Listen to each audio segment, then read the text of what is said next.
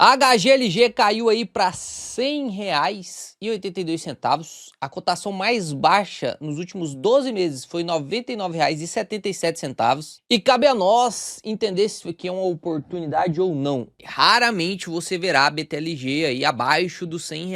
E pode ser que aconteça isso hoje, né? A gente comprou a HGLG a R$ 99,33 há um tempo atrás. E hoje a gente tá conseguindo ver ele aí com PVP de 0,94.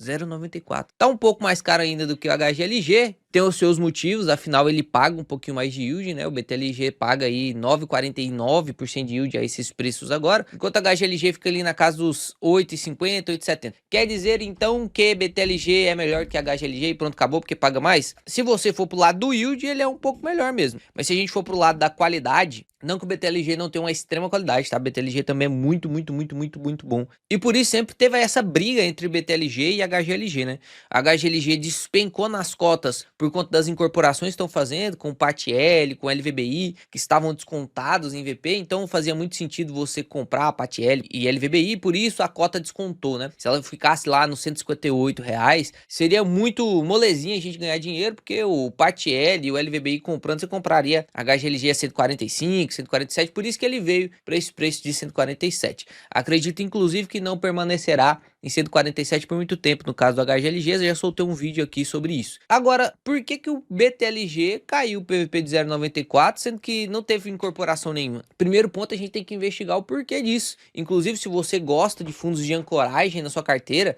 para garantir aquele rendimento estável, o BTLG talvez seja um dos fundos que tem o reloginho mais bonito que você vê dentro dos fundos imobiliários. Tem muita gente que acha que fundo imobiliário não repassa a inflação, né? E é muito engraçado quando eu escuto isso, as pessoas falando, normalmente são as pessoas que não estudaram a respeito, mas o BTLG faz aquilo que a galera gosta de ver, que é aumentar o seu yield anualmente, né? Então que você consegue ver que ele tinha R$ 4 de dividendos em 2018, 4,75, 6,57, 8,15, 8,84, R$ 9, 9,27, 9,49. Então você consegue ver que ele vai subindo o yield dele e dá essa sensação de que tá passando realmente na inflação. Não é só assim que os fundos imobiliários repassam a inflação não, tá? Existem outras formas também de fundos imobiliários repassarem a inflação. Por exemplo, se mantém R$ 9 esse ano e R$ 9 no outro, não quer dizer que ele não passou a inflação. Você olhou a alavancagem, às vezes ele só quitou a alavancagem, tá 10% menos alavancado. Às vezes ele repassou 12%, você não viu porque você não sentiu no dividendo. Mas dentro do relatório, quando você para, estuda, lê, você consegue entender que não faz sentido alguém te dizer que fundo imobiliário não repassa a inflação. Afinal, isso é uma característica intrínseca dos imóveis. E os fundos imobiliários são imóveis. E depois eu quero até fazer um vídeo para vocês sobre porque eu acredito que você deveria comprar um pouquinho mais de fundos imobiliários do que normalmente você está comprando. Mesmo você que tem menos de 40 anos de idade. Eu vou argumentar com base técnica, estatística e realmente te provar isso. Porque eu sei que tem muita gente que começou a investir tem pouco tempo, por exemplo, começou aqui em 2026 comprar fundos imobiliários, está perdendo pro CDI. Começou há 2 anos atrás comprar fundos imobiliários, está perdendo pro CDI. Começou há 5 anos atrás comprar fundos imobiliários. O próprio BTLG, que é bom pra caramba, tá perdendo pro CDI, né?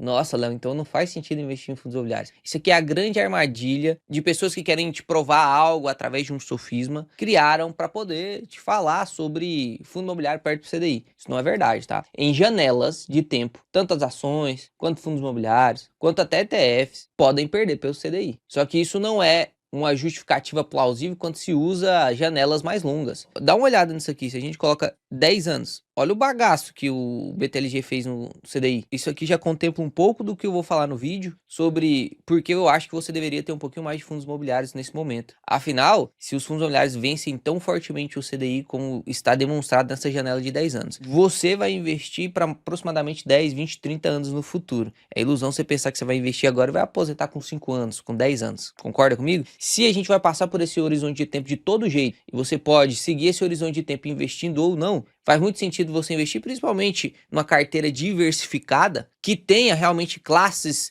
de ativos que te possibilitam realmente aposentar no futuro. Realmente aposentar, porque tem classes que não te possibilita aposentar. Você tem que ficar esperto com isso também. Se hoje os fundos imobiliários estão aqui perdendo o CDI, isso significa que eles estão... Se você não se ligar aqui, eu te ajudo. Olha só, os dividendos subiram pra caramba, certo? Então os aluguéis do BTLG tá mais caro. Os imóveis, teoricamente, se o aluguel tá mais caro, ele custa mais pela técnica de valuation dos imóveis, por fluxo de caixa. Se a gente tá vendo desde 2021 esse dividendo subindo, que mostra qualidade no fundo, por que ele tá perdendo o CDI? Você entende? Olha o raciocínio lógico. porque a cota tá amassada, meus amigos, e o CDI tá gigantescamente brutal com 2 dígitos. Mas não vai ficar assim para sempre. Você acredita que o CDI... Porque se você me der a certeza de que o CDI vai ficar 15% até o dia de eu aposentar, daqui a 30 anos, eu vou investir só em CDI também, meu amigo. Só que por que a gente não investe 100% da carteira no CDI, mesmo olhando um gráfico desse? Porque a gente sabe que isso aqui é temporário. E aí, quando é temporário, você vai comprar aquilo que está em baixa para depois subir. Você não vai comprar aquilo que está em alta para depois cair. É óbvio isso, né? Mas eu preparei uma aula, assim, absurda. Eu vou demorar mais ou menos 6 horas. É 6 horas, mas não tô brincando, não é palhaçada, não. É 6 horas que eu vou demorar para te explicar sobre isso e muito mais na imersão que eu vou fazer aqui no YouTube de 3 dias de lives. Vai ser dia 11, 12 e 13 de agosto. Se você quiser aprender um pouquinho mais e aumentar um pouquinho o seu nível como investidor, eu te aconselho você se inscrever aqui nesse QR Code ou no link na descrição. Você não vai precisar pagar 1 centavo, meu amigo, e eu te garanto que vai valer muito mais do que muito curso. Isso eu te garanto, vai valer muito mais do que muito curso que você já pagou. Você vai aprender a montar a carteira, definir quais são as oportunidades no momento e definir o preço que você tem que comprar, cada uma delas, para você minimizar ao máximo os seus erros, beleza? Mas vamos aqui pro BTLG. Aconteceu um fato muito relevante no BTLG. Se você é cotista do BTLG e não sabe disso, cara, olha só o que aconteceu aqui. O BTLG acabou de fazer uma subscrição de 1,8 bilhões de reais. Bilhão, né? Se é um, é só um. 1,8 bilhão de reais. Absurdo isso aqui para um fundo de logística neste momento em que estamos falando de taxa de juros alta, captar dinheiro é muito difícil. Inclusive a subscrição não era para captar 1,8, era para captar 1,5 bi. Aqui já vai um ensinamento para você, tá? Ficou parecendo um 3, né? Deixa eu apagar aqui. Já vai um ensinamento para você aí, para você nunca mais ficar com essa dúvida. Anota no seu cérebro e no seu hipocampo para você não esquecer mais. Nas subscrições, você tem um valor que você quer chegar, né? 1,5 bi, por exemplo, você pode ou não chegar nesse valor. A subscrição literalmente é o gestor gritando: ô galerinha, me presta dinheiro aí que tem ótimas oportunidades para eu comprar, nós vamos aumentar o nosso yield, nós vamos ficar mais diversificados, nós vamos ser um fundo mais forte. E aí a galerinha, seja institucional ou não, vai lá, vai fazer a subscrição, vai depositar o dinheiro no caixa do fundo e vai receber uma cota do fundo em troca disso, né? Então você vai virar sócio do fundo, que para fundos imobiliários a gente chama de cotista. E aí, meu amigo, se ele conseguir captar muito dinheiro, ele pode chegar no teto aqui, que é 1,5, né? Mas ele também pode, por exemplo, finalizar captando só 500, captando 300, captando 100. A gente fala que aqui a subscrição não foi bem sucedida, né? Ele queria captar 1,5 bilhão e captou só 100 milhões. Não foi bem sucedido. No caso do BTLG, Léo, como é que ele arrecadou 1,8, sendo que o teto era 1,5? Pois é, existe uma lei dentro do fundo imobiliário, inclusive está no Código de Regulação do CVM 157, que pode ter um lote adicional de 25% das cotas, caso essa subscrição bata este teto, porque aí a gente vê o grande interesse dos cotistas em subscrever, e aí libera mais 25% de lote adicional, para que não precise fazer uma outra subscrição para captar mais dinheiro, porque aí outra subscrição é mais dinheiro gasto, é mais conversa com a B3, é mais burocracia, aí demora mais um pouquinho. Então é melhor captar tudo o que pode agora do que ter que fazer de novo para captar o que já ia captar agora. E aí esse lote adicional de 25%, aqui no caso, ele poderia captar mais 375 milhões, no caso aqui, né? Ele poderia ir até 1,85 bi. Então você realmente vê aí que tem uma oferta superior. Eu usei 1,5 bi aqui, mas tava com o documento aberto aqui, ó, para te mostrar o quanto que eles queriam captar, que era 1,6, não era 1,5 não, tá? Então aqui no caso, a gente pode usar os mesmos 25%, só que ao invés de 1,5, 1,6. Então ficaria lá, ó, 1,6 bi mais 25%, poderia ir até 2 bilhões de reais captados. Eles conseguiram captar 1,8. E aí aqui você consegue ver, ó, a oferta inicial foi acrescida de 12,94% do lote. Então agora você já sabe que existe lote adicional, beleza? Essa explicação foi só para você aprender isso, para você ser um investidor mais completo, né? Pra você conseguir entender os detalhes, que às vezes você se perde nos detalhes, viu? Muitas vezes algumas pessoas vão te enganar nos detalhes, alguns gestores vão te enganar nos detalhes. Você não vai conseguir perceber se o fundo é bom, se é ruim, se a ação é boa, se é ruim por causa de detalhes. Então, tento passar os detalhes aqui para vocês. E uma coisa muito interessante no BTLG foi isso aqui, ó. Lá em dados finais da oferta, mostra pra gente quem foi os caras que compraram as cotas subscritas. Porque a gente tá vendo o Gari fazendo subscrição, entregando cotas a troco dos imóveis, né? Então ele tá entregando para institucionais. O GGRC tá fazendo isso. O próprio HGLG tá emitindo cotas do HGLG para comprar o PATL, cotas de HGLG para comprar o LVBI. Você não participa dessa emissão. Quem participa são esses dois institucionais, né? No caso o LVBI,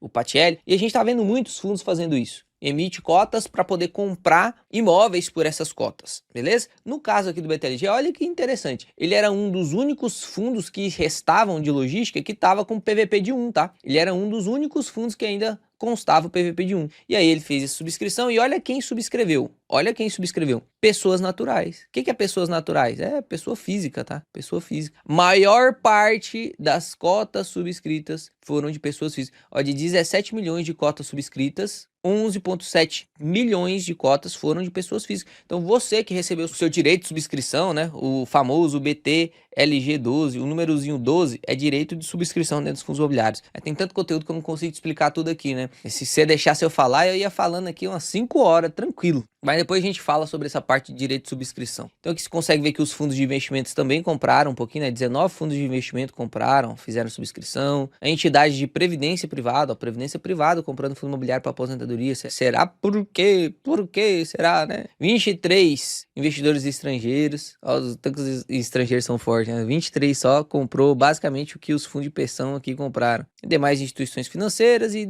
pessoas jurídicas aqui, né? PJs. Então tá aí. Essa foi a subscrição do BTLG, que foi um sucesso, tá? Absurdamente grande essa subscrição. E logo após a subscrição, porque esse documento aqui saiu no dia, vamos pegar aqui, ó, anúncio de encerramento, dia 16/7. Logo após a subscrição, começou aí, né, a queda do BTLG. Então se a gente pega aqui, ó, vamos olhar aqui o gráfico de cotação, quando é que ele começou a cair? Olha aqui, ó, dia 17, né, começou a ter uma quedinha. Aí de lá pra cá acumulou uma queda de 1,7. Só que a grande queda foi aqui, né, do dia 21/7 para agora, caiu aí R$1,57. Então o que eu vou fazer com você aqui é ler o relatório gerencial dele bem rapidinho, tem 19 páginas e é bem bom o relatório aqui do BTLG. Eu lembro que, nossa, quando eu comecei o canal, há uns 4 anos atrás, eu arrebentava, eu criticava muito o relatório da BTG, né? Que era ruim pra caramba o relatório e os caras soltavam atrasado. E aí eles se comprometeram a soltar mensalmente mesmo, assim, de maneira regular, né? Com um delay de 1 mês, que tem que soltar. Não tem como por exemplo, aqui a gente vai ler do mês 6. Não tem como a gente já ler o mês 7, apesar de a gente estar no mês 7, que ainda falta 3 dias pro mês 7 acabar. Ele recebe um aluguel amanhã, por exemplo. E aí como que ele vai fechar um relatório, sendo que ele ainda tem coisas a receber? Então ele sempre solta no mês atrasado. Então no mês 7 a gente lê do mês 6, no mês 8 a gente lê do mês 7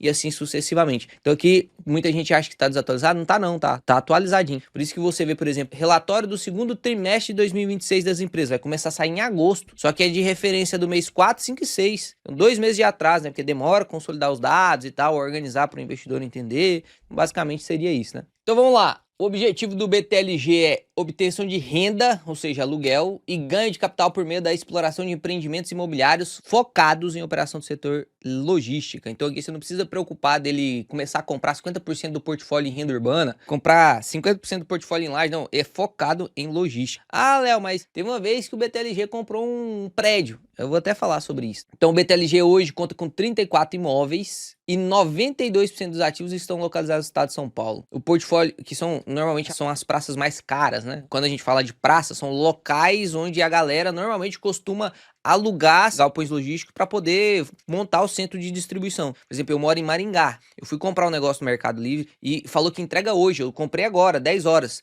Falou que entrega hoje. Ou seja, tem um centro de distribuição aqui próximo. Seja em Londrina, seja aqui mesmo em Maringá, tem centro de distribuição. E lá em São Paulo, que é onde acontece a maior parte das compras, né? Enfim, inclusive é o melhor local para ficar, mesmo que você for vender para um lugar mais longe, porque aqui você consegue usar tanto para entregas próximas quanto para entregas longe. É melhor do que você ter um galpão logístico lá no Amazonas. A maior parte das compras vai vir de São Paulo. Aí é melhor do que você ter um galpão logístico lá no Acre ou lá na Amazônia. Porque aí, se tem um galpão logístico lá, você só vai entregar lá. Mas a maior parte das compras acontece aqui em São Paulo. Então é melhor você comprar aqui, né? Você manda para lá se alguma coisa acontecer. Mas a maior parte das vendas seriam aqui, né? Isso é muito bom. Quanto mais São Paulo, melhor, né? A vacância financeira está de 2,1%. Então, realmente muito pouquinho. Poderia eu te explicar que a diferença de vacância financeira, vacância física, que não é a mesma coisa, tem muita gente que confunde, mas depois a gente fala sobre isso. Ó, na receita, isso aqui é importante, tá? Na receita imobiliária observou-se uma queda no mês, então, teve queda de receita, decorrente das carências concedidas no âmbito de negociações revisionais nos contratos de locação. As carências, que inclusive compõem parte da vacância física, elas não são dadas só no momento do aluguel primeiro, né? No primeiro aluguel. Vai entrar, eu vou deixar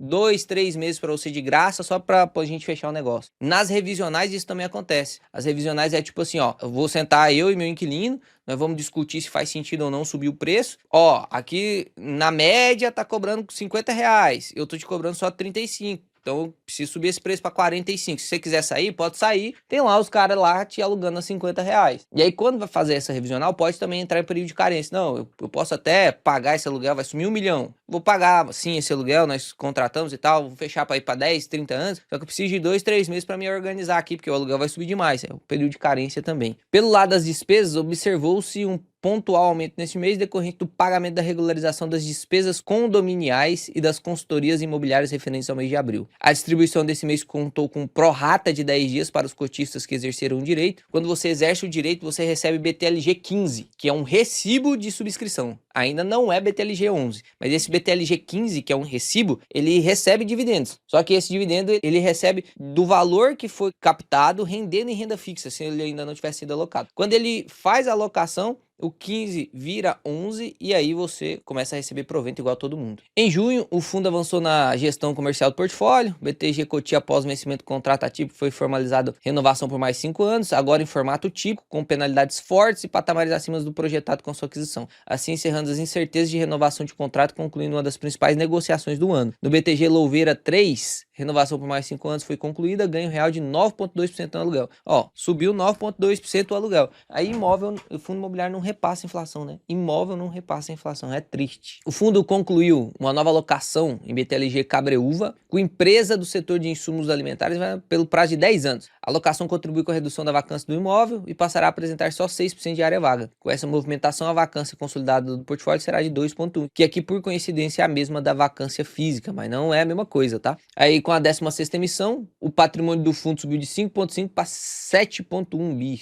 Absurdo, né? Muito. Aqui temos a demonstração de resultado, DRE bem bonitinha, eu gosto dessa DRE aqui, poderia ter mais mesmo, mas tudo bem. Então aqui você consegue ver o que ele falou, né, que a receita imobiliária era 35 milhões, caiu para 32 por causa dos descontos, tá vendo aqui, desconto, aumentou os descontos aqui. Então caiu um pouquinho a receita imobiliária, aí teve as despesas aqui que também subiram um pouquinho essa parte operacional com o pagamento condominiais, né, que ele citou. Daí a gente tem um NOI aqui, que é basicamente o lucro, né, o quanto que teve de resultado operacional, ou seja, o que eu faço? Eu alugo. Então quanto que eu ganhei de aluguel? Menos os custos. Esse é o NOI. É como se fosse o EBITDA. Como? Não é a mesma coisa não. Como? Daí aqui vai somar todo tipo de efeito não recorrente e de despesa financeira. Então tá lá, ó. Receita eventual, 21 milhões. Aí tirou os ajustes aqui de competência caixa. Aí fluxo financeiro. Teve rendimento do caixa, rendimento de FII e CRI e pagamento da despesa. Deu total de 1,9 no sistema financeiro aqui, né? Nessa partezinha financeira. Que deu um resultado imobiliário total no final de 49 milhões. Tirando as despesas do FI, que é taxa e tal, né? Que ele mostra taxa de administração, outras despesas operacionais. Ficou o resultado de 44 milhões. Distribuiu aí 81 centavos. Com 43 milhões sobrou aí uma reservinha de 964 mil reais. Ficou com o resultado acumulado aí então de 684.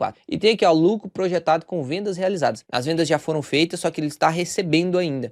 Vou te pagar em parcelas de 6 meses. Então isso aí fica como saldo projetado, né? Fica saldo acumulado que eu ainda não recebi, mas ainda não dá para eu distribuir. Então eu teria 86 centavos, mas só com os projetados, tá? De reserva mesmo, eu tenho 1 centavo. E aí é interessante te mostrar isso aqui, que o BTLG acabou de subir os dividendos para 81 centavos, né? Ele subiu aqui, ó, na época que estava custando lá R$104, ele subiu para 81 centavos, tava pagando 80, depois 81, já tem 4 meses que tá 81 centavos. Então eu acredito sim que ele vai continuar pagando 81 centavos, não teria subido se não tivesse feito um guidance aí de pelo menos 6, 12 meses, tá? Aqui o que é mais interessante é que ele distribui 81 centavos e a receita imobiliária já é muito grande, né? 97 centavos. Então dá pra gente contar assim com um pagamento recorrente próximo disso aí. É um fundo que ele opera com pouquíssima alavancagem, a gente vai falar sobre isso também. Então tem muito imóvel, agora tá com 1,6 bi aqui no caixa por conta da captação que fez, né? Tem 400 milhões aqui em FIs, aí tem a receber aqui, as alavancagens de CRI, que é obrigação para pagar imóvel, que é de parcela, que vai pagar 12 milhões e 150 milhões em CRI. Você vê que é pouquinho, né? Que ele tem em CRI, referente ao quanto que ele tem de patrimônio líquido, quanto que ele tem de imóvel, de ativo mesmo, né? Você vê que é bem pouquinho mesmo. Inclusive ele usa que é a nomenclatura de LTV, que é Loan to Value. A gente não costuma utilizar isso aqui muito neste sentido. Não tá errado ele usar Loan to Value. Era muito melhor que ele usasse alavancagem bruta ou alavancagem líquida, porque a LTV a gente usa mais lá nos CRIs, quando eu empresto e quero saber quanto de garantia eu tenho sobre o que eu emprestei. Aqui ele tá olhando para ele mesmo, né? O quanto que eu tenho de garantia para garantir esse crédito que eu mesmo peguei. Então, dá uma bagunçada na sua cabeça e entenda esse LTV aqui do BTG como alavancagem, tá? Ele não sei porque que ele colocou isso, só para corrigir sua cabeça, que ele é um dos únicos que usa isso aqui para retratar a alavancagem dele mesmo, né? Porque loan to value, loan garantia. Quanto que tem garantia, né?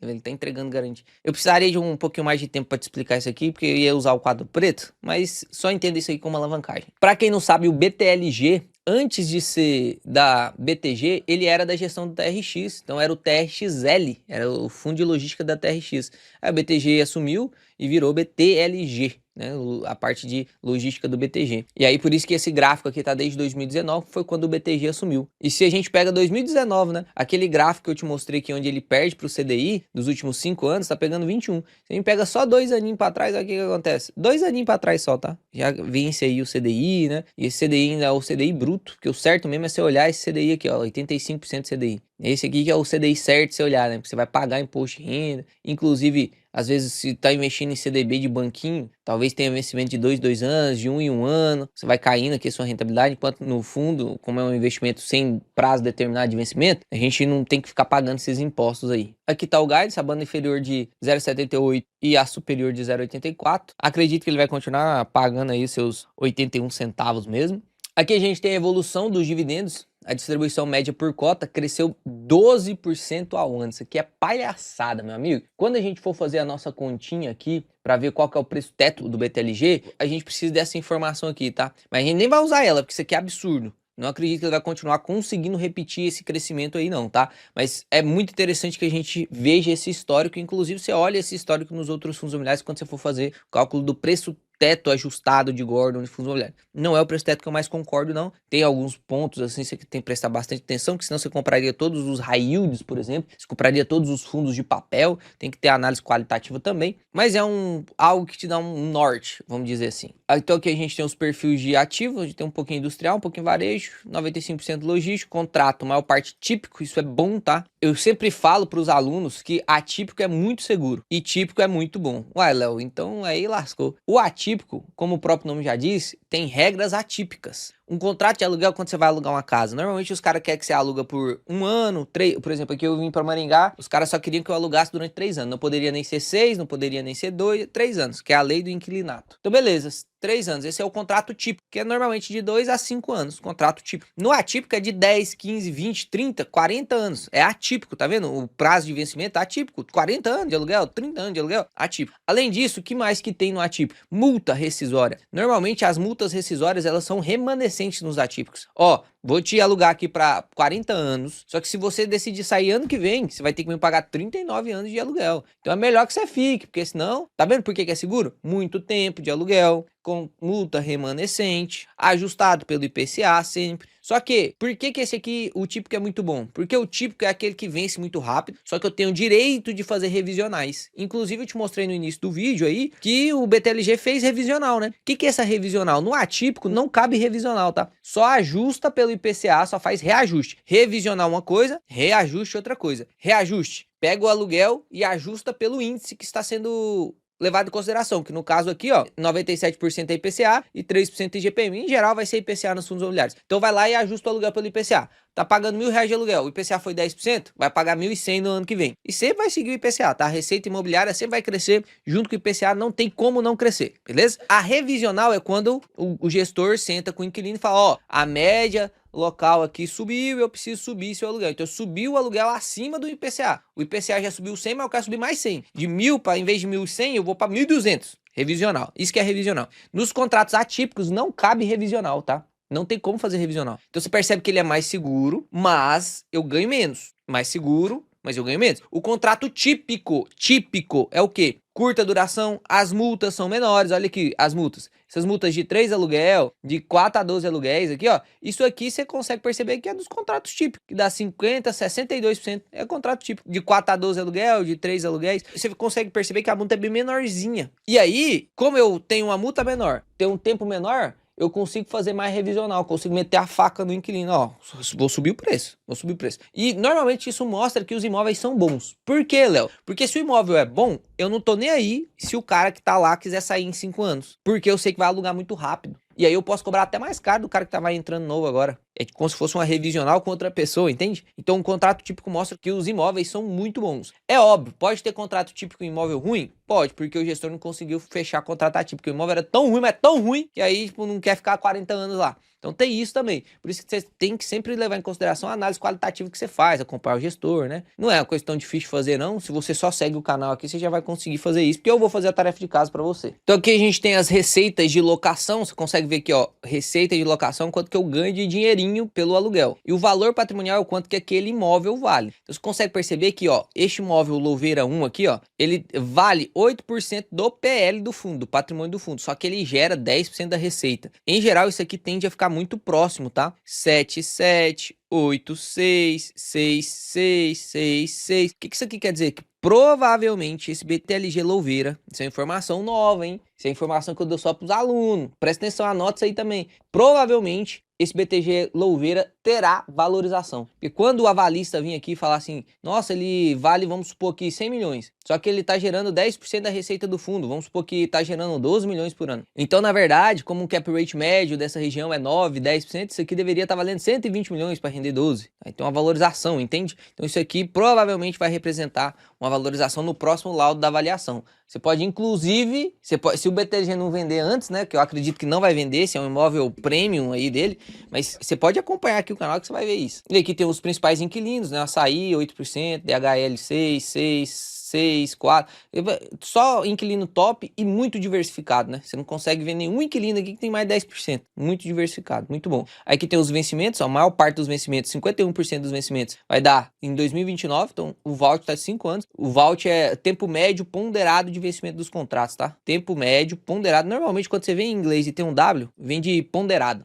É o peso médio ponderado dos contratos aí, vencimento. Tem contrato que vence em 10 anos, tem contrato que vence em 3, tem contrato que vence em 2, mas a média é 5 anos de todos os contratos. Tem o vencimento de 50 anos para 10 contratos, 5 anos a média. A revisional de percentual de receita, lembra lá que eu te ensinei? Reajuste é diferente de revisional. Isso também você deveria anotar na sua mão. Eu vou te ensinar uma técnica de memorização, tá? Que é por tópico. Isso provoca muito novas sinapses cerebrais. Eu uso muito isso, cara. É muito bom, é muito bom. Em todos os... Às vezes eu estudo algo sobre café, eu anoto. Aí você anota na mão aí, ó. Revisional e reajuste. Aí você vai ficar com esses dois nomes na mão aí, revisional e reajuste. Toda hora que você olhar para sua mão, aí você vai ver revisional, aí você vai tentar lembrar o que é revisional e reajuste. Qual que é a diferença dos dois? Ah, tá, o reajuste ajusta pelo índice que está sendo negociado o contrato, normalmente IPCA. O revisional é quando o gestor senta com o inquilino para tentar negociar o valor do aluguel, subir mais. Você nunca mais vai esquecer, eu te garanto, se você anotar esse negócio na sua mão, aí normalmente eu anoto aqui no braço, né? Porque a mão a gente mexe demais, vai apagando. Se anotar aqui no seu braço aqui, o povo vai te achar que você é louco, mas você tá aprendendo. Aqui tem as localizações dos imóveis, absurdo, né? A gente chama assim, os imóveis que estão dentro desse raio de 30 quilômetros aqui, a gente chama de last mile, que são os que têm a melhor qualidade, que está muito próximo do centro, tem tendência de valorização maior, porque o centro vai se expandindo, né? A metrópole vai se expandindo, tem tendência de valorização maior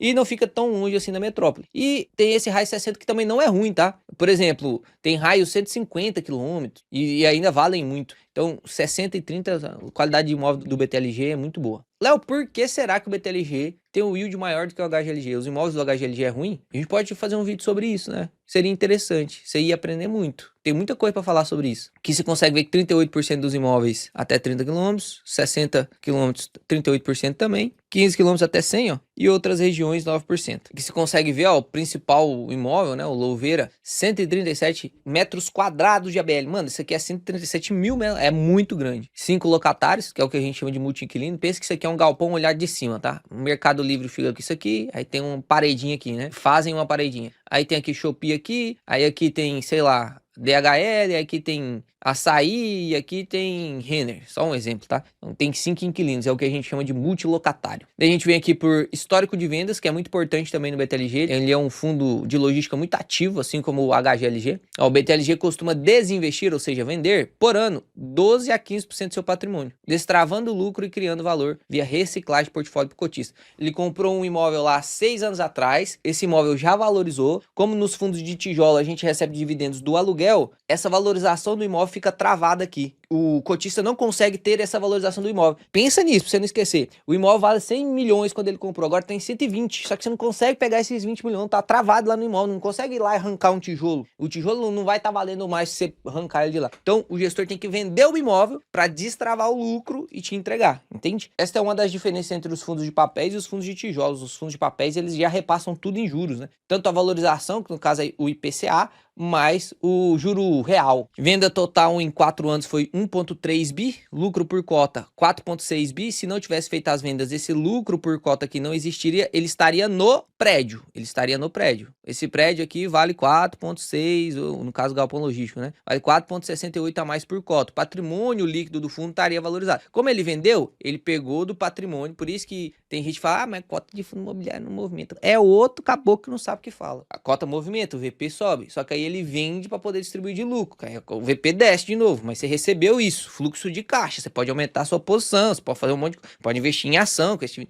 tem que ter paciência mesmo. E 27% maior do que o laudo. Então, lembra que eu te falei dos laudos? Que anualmente tem uma empresa terceirizada que vai lá e fala, ó, esse imóvel vale tanto. Ele vendeu 27% acima do que o laudo veio, né? Por isso que você não pode confiar muito em PVP de fundo de tijolo. Tem que levar como referência? Óbvio que tem, mas não tem como você cravar isso aqui como caro ou barato, tá? Às vezes vai ter um VP de 1,05 em tijolo que vai estar barato, enquanto vai ter um de 0,99 que vai estar caro. Como assim, Léo? Isso é outra aula, né? Por isso que eu tô falando, participa do projeto Yield, cara. Eu vou ensinar muita coisa disso aqui, porque lá eu vou ter 2 horas, 3 horas, né? Eu vou poder responder chat, vai ser bem melhor. Participa lá do projeto Yield. Se você não se inscreveu, se inscreve logo, não faz sentido. Não vai perder nada, não vai gastar nada, vai ganhar 6 horas de conteúdo gratuito. De verdade mesmo, não vai ficar gravado esse negócio. Então faz uma forcinha pra você participar, viu? Vai ser brabo demais, vai ser brabo. Você vai sentir como que é o nível de conhecimento e profundidade do pessoal da mentoria, dos alunos da MGD. E aqui, lembra que eu te falei que eu ia falar sobre o prédio? Ó, você vê que ele vendeu esse prédio.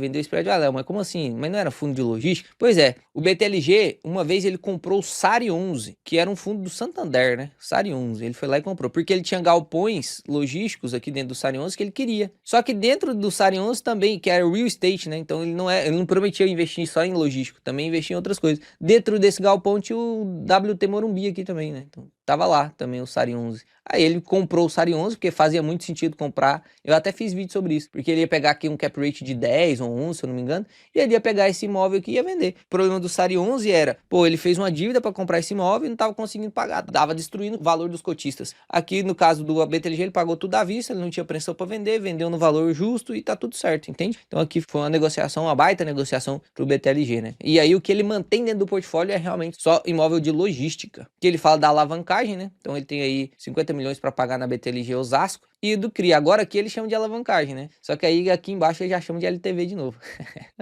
Mas ignora esse LTV aqui e guarda esse indicador para quando eu for te ensinar lá um projeto Yield, como que você tem que avaliar os fundos de papéis. Aí você guarda esse LTV aí, beleza? É uma dívida muito tranquila, né? Muito de boa a dívida do BTLG. Quase, na verdade, não tem dívida praticamente. E aqui vem os imóveis do BTLG. Então, tem algum problema? Sempre quando você terminar de ler um relatório, dentro da mentoria, eu faço análise com os alunos e a gente preenche essas planilhinhas, ó. Aqui é tudo análise que eu fiz junto com os alunos de fundos imobiliários, aí a gente vai preenchendo tudo isso aqui junto ao vivo. Aqui também tem de papel, a gente faz também. E é muito importante que depois que você termine de ler um relatório de fundo imobiliário, você pare e pense, qual é o problema que tem no BTLG? Qual que é o problema que tem no BTLG? Fala, não tem problema. É o famoso fundo de ancoragem. Pouca alavancagem, pouca vacância, os imóveis tudo top, inquilino tudo top, sem concentração, sem muito problema de aperto de caixa para pagar dívida. Agora fez uma subscrição de 1,6 bi, a galera confia pra caramba nesse fundo, né? Qual que é o problema do BTLG?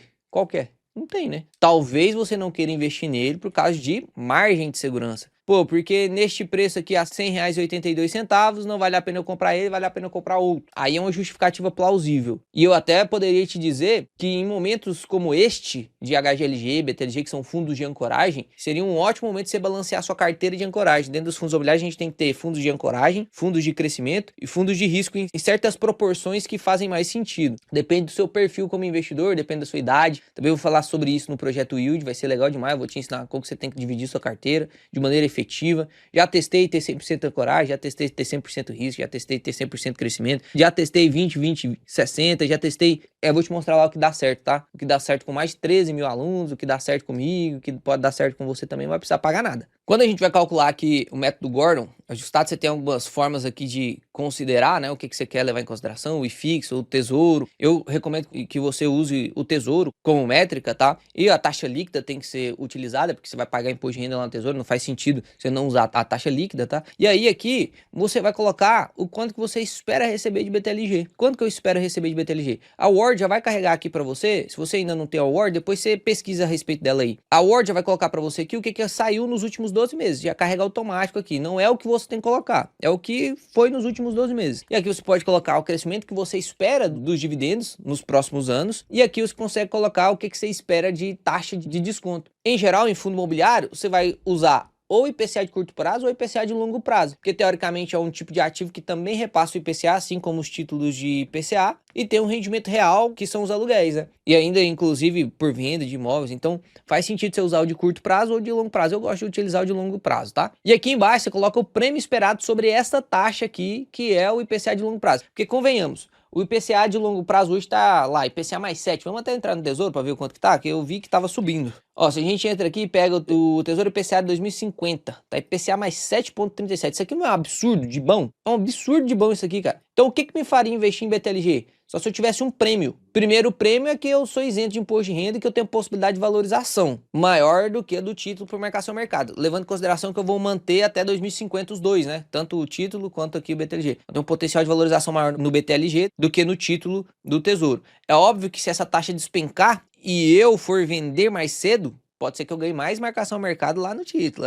Tesouro, renda fixa não é tão fixa quanto você imagina. Então, para eu investir aqui em BTLG, eu preciso cobrar uma taxa. Em fundos de ancoragem, eu recomendo que você cobre uma taxa de 1% de prêmio, tá? 1%. Pode cobrar 2, pode cobrar 3, pode cobrar 5, pode cobrar o tanto que você quiser. Você só tem que ter bom senso. Se eu vou cobrar 10% de taxa, não, eu quero ganhar no BTLG 10% a mais do que eu ganharia por ano, né? 10% a mais do que eu ganharia no Tesouro. Você não vai comprar fundo imobiliário nenhum, ação nenhuma, você não vai comprar nada. Porque aqui o risco é bem menor do que uma ação, é maior um pouquinho do que do título, por isso você tem que exigir um prêmio. Como é ancoragem, cara, 1% aqui na minha opinião faz muito sentido, tá? Normalmente eu uso 2, 3% em crescimento e 5% nos de risco. E aí aqui agora a gente só tem que ver o quanto que teoricamente a gente quer colocar aqui de crescimento esperado dos dividendos. Por isso que eu falei para você dessa parte aqui do relatório, né? A parte do crescimento, o CAGR dos dividendos, lembra lá? Aqui, ó, CAGR dos dividendos. Eu vou pegar aqui dos últimos 3 anos, tá? Quanto que cresceu de 2023 para 2025? Quanto cresceu 2023 para 2025, beleza? Vou pegar isso aqui porque tá mais real, né? 2026 eu vou até tirar aqui, porque teoricamente, apesar de já ter subido para 80 e 81, eu vou fazer de conta que ele não existe ainda, beleza? Olha só, como que a gente calcula o CAGR? A gente pega o valor final, que aqui eu peguei 79 centavos, tá? Então seria esses 79 centavos aqui, dividido pelo valor inicial, e eu tô pegando esse aqui como valor inicial, não tô pegando anteriormente, tá? Porque eu quero pegar esse momento mais estável aqui de dificuldade da economia no mercado imobiliário. A gente tá vendo dificuldade desde 2022 aqui no mercado imobiliário, né? Tô pegando aqui esse momento mais difícil mesmo.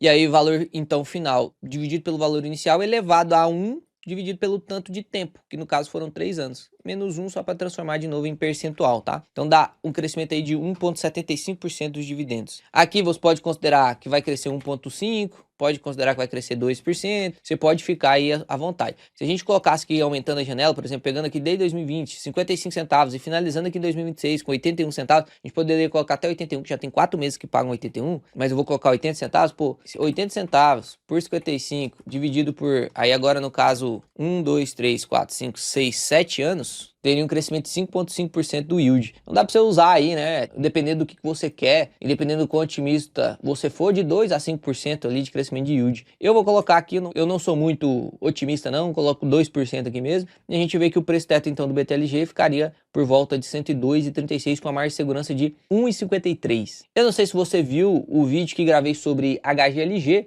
mas se a gente também calcula a margem de segurança no HGLG, dá para você comparar lá a margem entre BTLG e HGLG e decidir o que você quer fazer da sua vida aí. Mas, se fosse eu, prestava bastante atenção sobre esses fundos de ancoragem. Se você não tem já um pedaço da sua carteira neles, talvez seja um ótimo momento de você colocar eles na carteira. Porque quando os fundos imobiliários voltarem a valorizar, os primeiros que irão voltar para o VP são os fundos de ancoragem. Depois vem crescimento e depois vem risco. E aí você tem mais tempo para investir em crescimento e risco. Ancoragem você tem pouco tempo, são poucas janelas. Beleza? Espero que vocês tenham gostado desse vídeo. Se gostou, deixa o like. Não se esqueça de se inscrever aqui no Projeto Yield, que vai ser engrandecedor para você. Tamo junto, fica com Deus. Até o próximo vídeo, que será excepcional.